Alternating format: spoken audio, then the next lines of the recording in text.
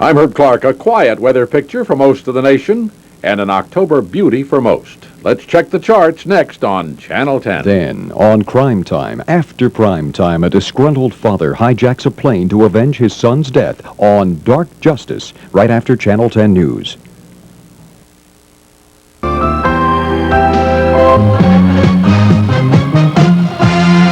Action News, Delaware Valley's leading news program, with Gary Papa, Dave Roberts, and Jim Gardner. Friday night, the nation's sixth largest airline is in danger of being grounded, and a Delaware County school district's long labor battle is apparently over. But the big story in Action News tonight is the countdown to a possible work stoppage by Philadelphia city workers on October 6th. Union leaders Jim Sutton and Tom Cronin set a deadline of 12 midnight Monday night. If there's no negotiated contract by then, city workers will stop working. But Cronin and Sutton insist it is not a strike. They say because Mayor Rendell is imposing a contract without their approval, it is a lockout. We believe that our members have suffered enough in terms of the conditions in which they are working under, and we think that now is time for us to make this move. The work stoppage would begin just as 65,000 fans would be getting ready to leave the city-owned vet after the Eagles-Cowboys game. Cronin was asked if he and Sutton considered that when they selected the time for their deadline. When are you going to do it? Aren't you going to do it today? We have always said that we will take whatever action we need to take, the appropriate action at the time that is convenient and necessary for us. That the mayor's not going to call the shot, that we'll call the shot. And that's what we're doing here. Meanwhile, the unions still plan to be in court on Thursday, trying to enjoin the mayor from imposing his contract. Reaction to all of this came swiftly from City Hall. Action News reporter Vernon Odom caught up with Mayor Rendell tonight. Tonight, the mayor called for an immediate start of round-the-clock negotiations to try to avert a work stoppage. I hope we can get a settlement, and I still believe we can.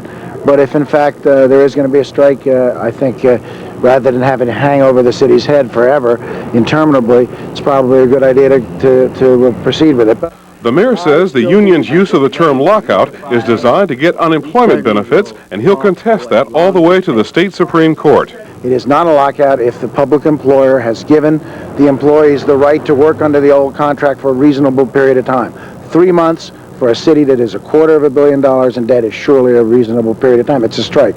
The mayor's strike contingency plan includes steps like reassigning supervisory workers to maintain basic city services. For sanitation problems, City Hall will again use neighborhood trash dumping sites, all on city-owned lots, but dug deeper this time, sources say, for greater capacity. We will do the best we can to deliver an essential level of city services to the people of the city. Vet Stadium sits silent tonight. City maintenance workers could be on picket lines by the time the Eagles-Cowboys showdown is over late Monday. The mayor was asked if he feared any labor-related problems before, during, or after the game. But I can't believe they'd be dumb enough to try to do anything to the game. Tonight, City Council President John Street says he's trying to revive the contract talks this weekend. And I think we're going to be able to get together and try to work it out. I don't think there will be a strike. There is already speculation that negotiations could resume sometime on Sunday afternoon. All this could be the prelude to a long, bitter work stoppage or a step towards a peaceful settlement. Vernon Odom, Channel 6 Action News, Northeast Philadelphia. There is some evidence tonight that a potential work stoppage by city workers is already having an impact. This lot at 22nd and Fairmount is the site of a weekly recycling program sponsored by the Bache Martin School.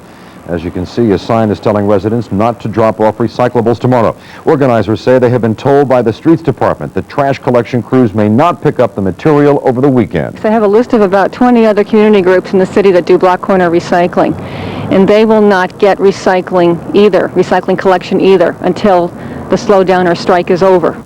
So far, no word from union officials about any possible work slowdowns prior to the deadline. Then again, you could look at it this way. There has to be hope in Philadelphia, because if they could settle the labor dispute in the Southeast Delco School District, then no dispute is beyond resolution. And that's what they did tonight. These youngsters going to the Margaret Harris Elementary School in Collingdale will not see their education jeopardized for at least 6 years. The school board tonight signed off on a tentative settlement and that will presumably end a situation where teachers have been working without a contract since June of 1990. But there are storm clouds on the horizon for U.S. Air. The machinists have turned down the company's latest offer and say they will set a strike deadline within 72 hours. A machinist strike could interrupt U.S. Air operations out of and into Philadelphia International Airport. The contract offer demanded cuts in wages and benefits. U.S. Air officials say they have contingency plans in place, but it's not clear that those plans would avoid service changes in Philadelphia. The state Supreme Court has intervened in the dispute between the state of New Jersey and its public employees. A justice today blocked the layoffs of 1,500 workers at least until Monday. That's when the entire state Supreme Court will hear arguments on questions concerning state budget cuts. There was a glint of good news today on the employment front. The nation's jobless rate inched down by 0.1% to 7.5% in September. It is the third month in a row that the jobless rate fell by that amount. There was a more impressive drop in Pennsylvania's unemployment rate in September. It fell to 7.6%. That is down from 8.2% in August. In New Jersey, unemployment fell from 9.4 to 9%. But the number of people holding jobs remains at its lowest point since 1984. President Bush seemed gratified by the unemployment drop when he appeared on Good Morning America today. He said the drop was very good news, and then he put a positive spin on the rest of the economy. We've had 5 consecutive quarters of growth, not recession, but growth nationally. And I think that's important against this backdrop of a slightly improving jobs market. Later in the day, President Bush was in Boston to accept the endorsement of that city's police union. Bill Clinton was addressing a rally today in Toledo and scoffed at the president's reaction to the small decline in the unemployment rate. He said the unemployment rate had gone down 0.1%, and we're moving in the right direction. Well, in a way we are. We're going to move him out of the White House. Clinton claimed that Bush has, quote, sucker punched American workers with policies that have produced high unemployment with no end in sight. We now know the tentative schedule for the presidential and vice presidential debates. President Bush and Bill Clinton will probably conduct their sparring sessions October 11th, the 15th, and the 19th. October 15th is apparently less firm than the other 2 dates. Word is that it is likely Ross Perot will be allowed to take part. Dan Quayle, Al Gore, and presumably Jim Stockdale will have their debate on October 13th. 2 of the presidential debates will seemingly be held in Richmond, Virginia, and East Lansing, Michigan. Atlanta, St. Louis, Milwaukee, and San Diego are in the running for the other 2 debates. Perot told reporters today that he would join the debates if they invite him to. He talked to reporters before the taping of his interview with Barbara Walters for 2020 tonight. Walters asked Perot why he didn't endorse Clinton in exchange for the Democratic candidate incorporating some of Perot's ideas into policy. I am motivated by one thing. What is the right thing to do? And I'm not going to sell out or compromise and do this fluffy political stuff that drives our country, that's put us in the mess we're in. Meanwhile, in a CNN USA Today poll, Perot has picked up 1 point at the expense of Bill Clinton, with Bush staying the same. But of course, those changes are within the poll's margin of error. In other news tonight, 2 families from the Logan section of Philadelphia have been ripped apart by tragedy. Fire this morning claimed the lives of 5 young children. And tonight, the families and their friends are trying to figure out how to go on. This evening, family members were going through the rubble of the burned-out home, asking themselves why this had to happen. For 2 families living in the home, the loss was great. Killed in the blaze were 4.5-year-old Cristina Rojas and her 3.5-year-old brother, Ivel. Also killed were 3 other young children, 2-year-old Carlos and 1-year-old Cassandra Garay and 4-year-old Jose Sorita. To make matters worse, family members were upset by reports the cause was ruled as children playing with matches. What kid's gonna get up at 4:30 in the morning and play with matches? I don't think no kid's gonna get up at 4:30 in the morning and play with matches. Family members say they had been using candles in the home to see at night because the electricity was cut off 2 days ago after they failed to pay the bills. At 4:30 this morning, this 6-year-old had to carry a candle with her to go to the bathroom. There was no light in the bathroom. And then what happened, Kathleen? And then when I put it in the bathroom, it was a fire in the bathroom. She dropped the candle to the floor. She got scared. She went back inside the room. By the time her mom got up, the house was on fire. Tonight, the fire department says it did not mean to suggest children were playing with matches. A spokesman says children with matches is a phrase used whenever children are to blame for an accidental fire. Ironically, family members say they had made arrangements yesterday to have the electricity turned back on. We had went and applied for the electricity to get put on, and they couldn't put it on as soon as possible, so we had to wait till Friday. Struggling to pay the light bill, fate now has them worrying about paying for the funerals of 5 loved ones. I'm Dan Coyette, Channel 6 Action News, Logan. Still to come on Action News tonight in our special report, Penny Pinchers, we'll hear from a man who ran a major coupon fraud ring. And Diana Ross goes to Washington to speak out for children's rights. Right now, all I'm going to say is you're going to like the AccuWeather forecast for the weekend. Scott Palmer has Eagles, Phillies, and baseball's last divisional race, and we'll have Don Pollock's World when Action News continues tonight. A young man locked up in a place where he didn't belong. You do run from here, I'll hunt you down. And a young woman, alone, abandoned by her family. But when they met, their lives changed forever. I'm gonna go crazy if I don't see you. Starring Virginia Madsen and Greg Sheffield. Theirs is a love story against all odds. Fire with Fire. Be sure to watch Fire with Fire tonight at 12. Is now the time to leave your bank for other investments? If you bank at Provident National Bank, the answer is no.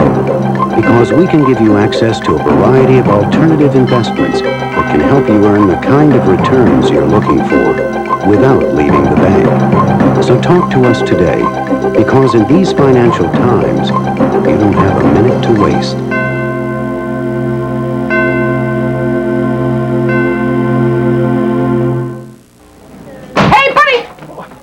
Got a violation here. What's the charge, Sarge? This Encore lasagna.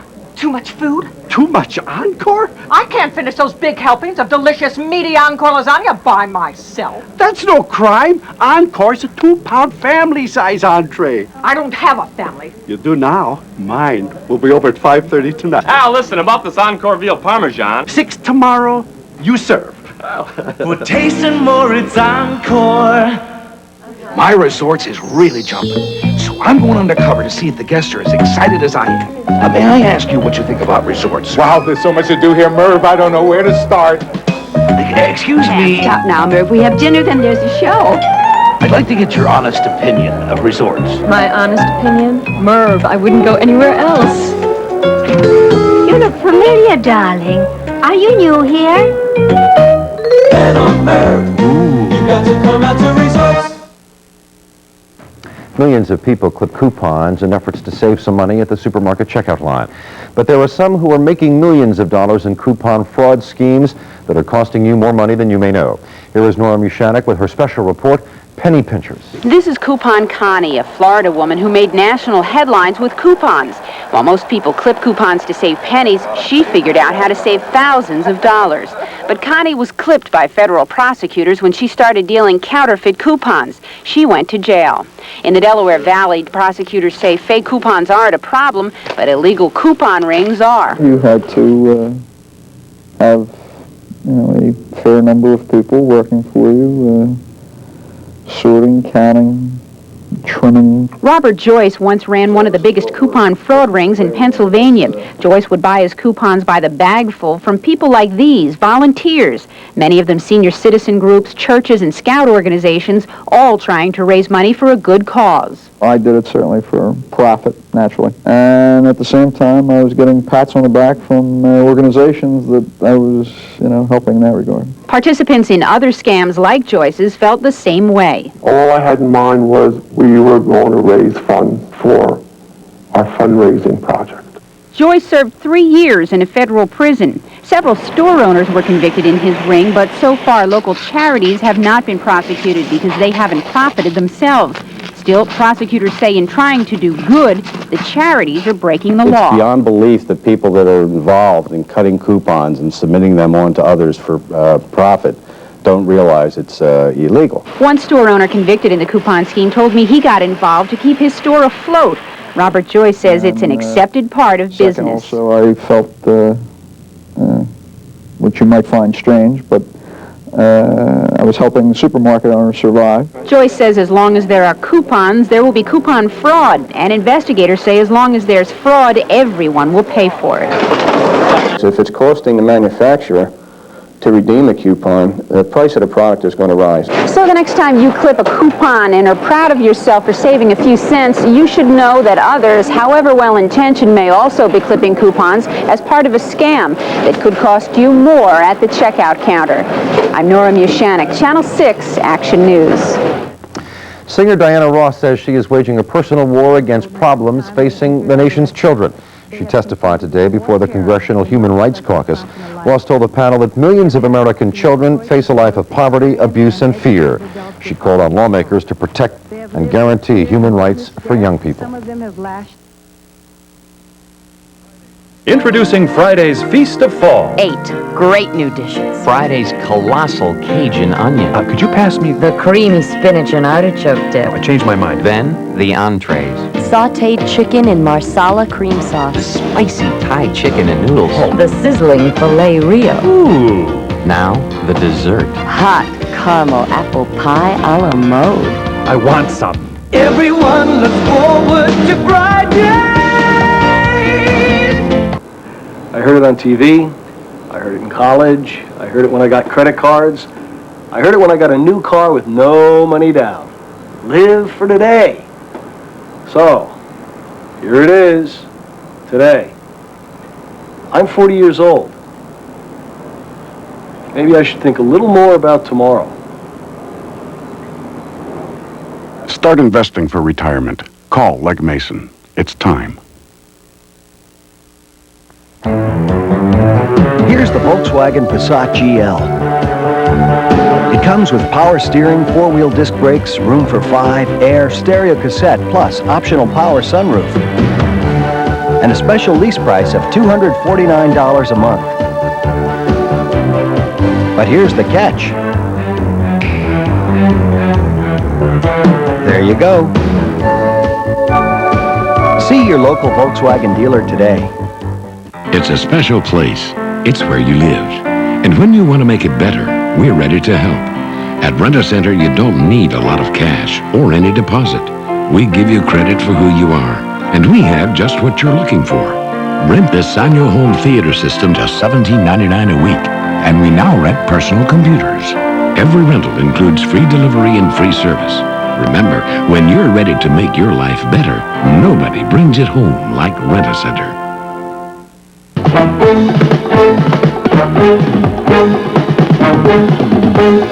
Phillies waste a great pitching performance. Here's Scott Palmer. Curt Schilling pitched very well, not well enough to win though, Jim. Phillies finishing off the season in St. Louis.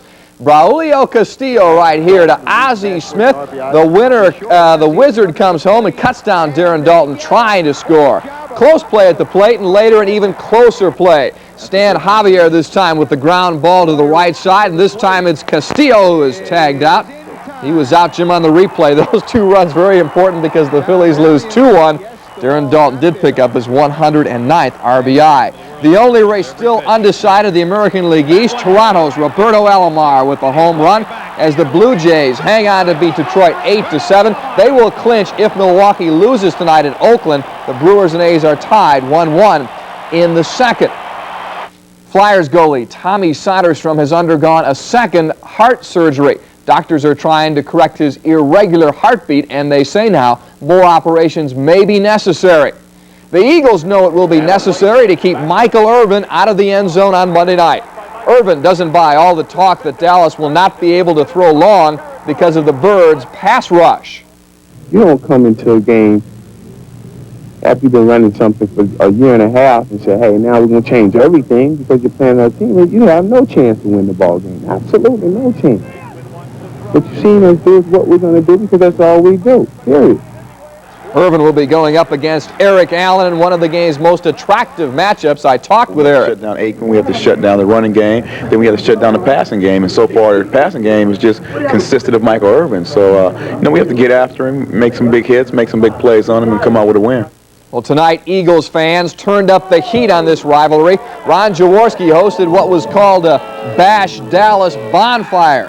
Fans burned anything at all connected with Dallas or the Cowboys. A hot time tonight at the Eagles Nest Country Club in South Jersey. And Michael Andretti burned up the track today at Nazareth Gym, a new track record, getting ready for Sunday's race, the IndyCar race. He set a new track record there. All right. right. One Philadelphia community paid tribute tonight to its most senior members. The concerned citizens of King Sessing held a banquet tonight to honor the neighborhood's 150 senior citizens. And among those being saluted tonight, a 99-year-old man who is the community's eldest resident. Would you believe Bob's original Big Boy Combo and their famous hot fudge cake is now just $3.99? What do I look, stupid? Believe it or not, it's true. It's said that by the end of this century, Japan will have a stranglehold on the technology for automobiles, semiconductors, fiber optics, steel, and half the new patents in the world. Isn't it ironic? When Japan needed the technology for a new stock market, they found it in a stock market Americans have had for 20 years. The NASDAQ stock market. The quality of my suits and how I look in them is important to me. But so is not overspending, especially when it isn't necessary. This designer suit, for instance, at least $400 at any other men's store. $250 at today's Man. The same pure wool fabric, the same prestigious label, for about half the price. And the tailoring was as good as the suit. So why pay top dollar for top European design when there's today's Man? Today's Man, the men's store with a different set of values. How are we going to end this recession? How are we going to end this recession? We have no solution to the problem, apparently.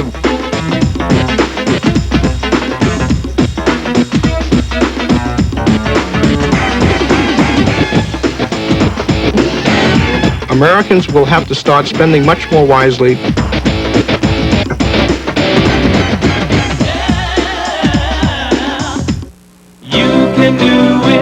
Update your kitchen during the Housewares Festival at True Value. Get the latest appliances at the greatest prices.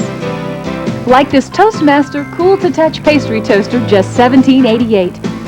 And the Rival 4-quart crock pot, just $22.99. So bring your kitchen into the 90s with all these great appliances. But hurry, the Housewares Festival ends soon. You can do it with True Value.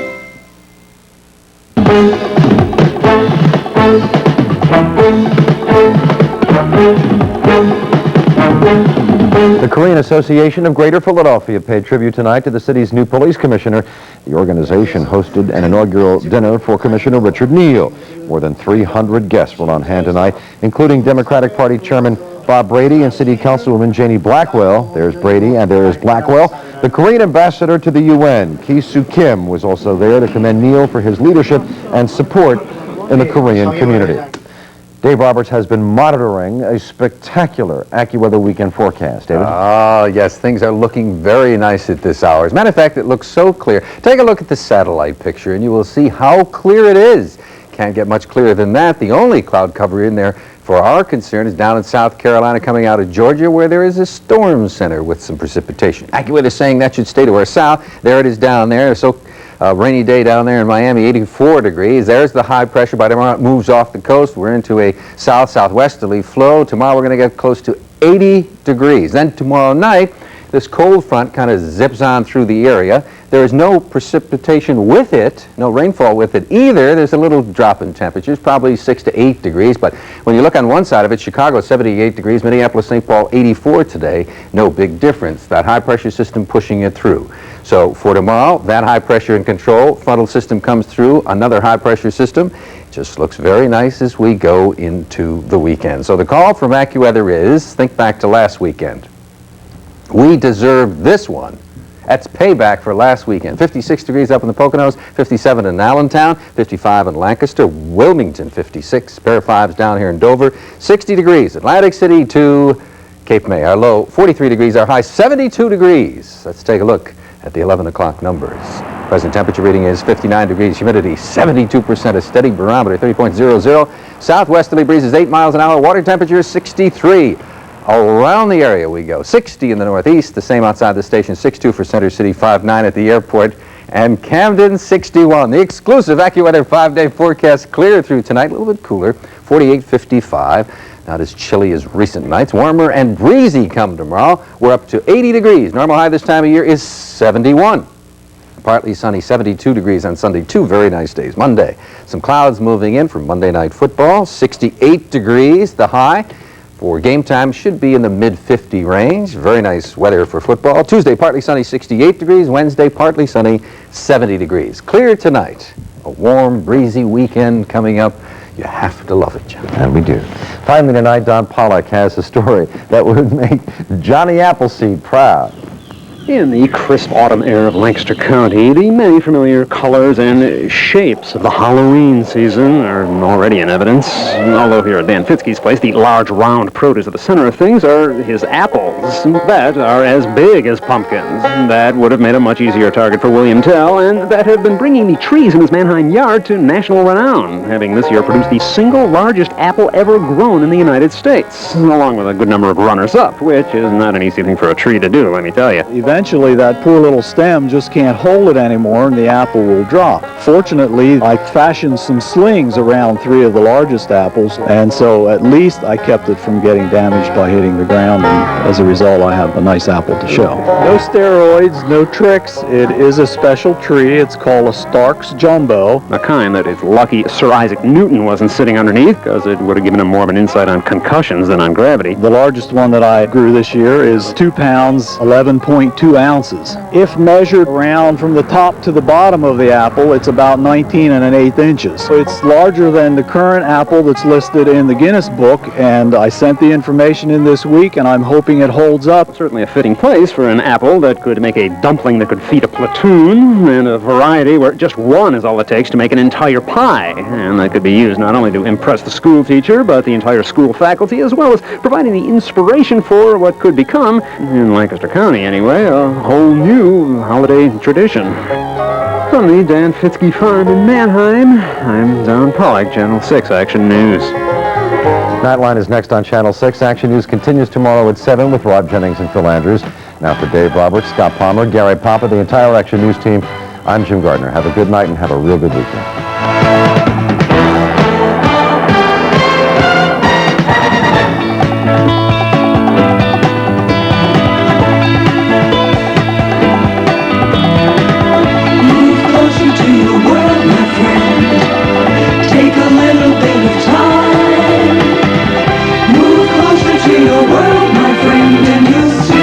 From Channel 6, this has been Action News, the most watched news program in the Delaware Valley. When you see news happening, call the Action News tip line by dialing News 6. In New Jersey, dial 966-6666 or call our regional news bureaus.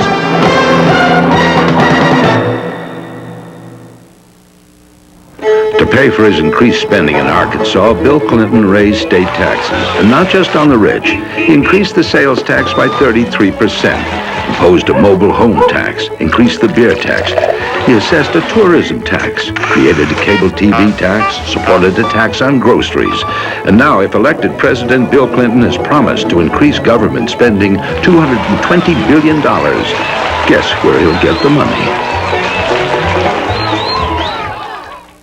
Pennsylvania's crime rate is now rising faster than the nation's. Our next Attorney General must start winning the war on crime and drugs. Joe Cohn's plan calls for drug strike forces that work. Cohn wants longer sentences for all major drug offenders and mandatory drug treatment. And Joe Cohn wants an Attorney General who won't be afraid to prosecute organized crime and fight political corruption. It's time to clean up Harrisburg. It's time for a new Attorney General, Joe Cohn. A leading newspaper looked at Senator Greenwood's TV mudslinging and called him a hypocrite in some of what he says. Greenwood is just trying to distract you from his own dismal record. When environmentalists thought oil and gas drillers should pay millions to clean up after themselves, Greenwood voted instead for taxpayers to foot the bill, while taking thousands of campaign dollars from the same polluters. Twice Greenwood voted to gut the Superfund law controlling toxic waste. He's even voted to weaken Pennsylvania's Safe Drinking Water Act. Greenwood, a spotty record, shady money, dirty politics. 1988. Read my lips. No new taxes. Then George Bush signed the second biggest tax increase in American history. Read my lips. George Bush increased taxes on the middle class. Bush doubled the beer tax and increased the gas tax by 56%. Now George Bush wants to give a $108,000 tax break to millionaires. $108,000. Guess who's going to pay? We can't afford 4 more years. The Cowboys and Eagles, Monday night at 9, only on Channel 6. It goes to the heart of what George Bush knew and when he knew it in the Arms for Hostages scandal. A top-secret meeting in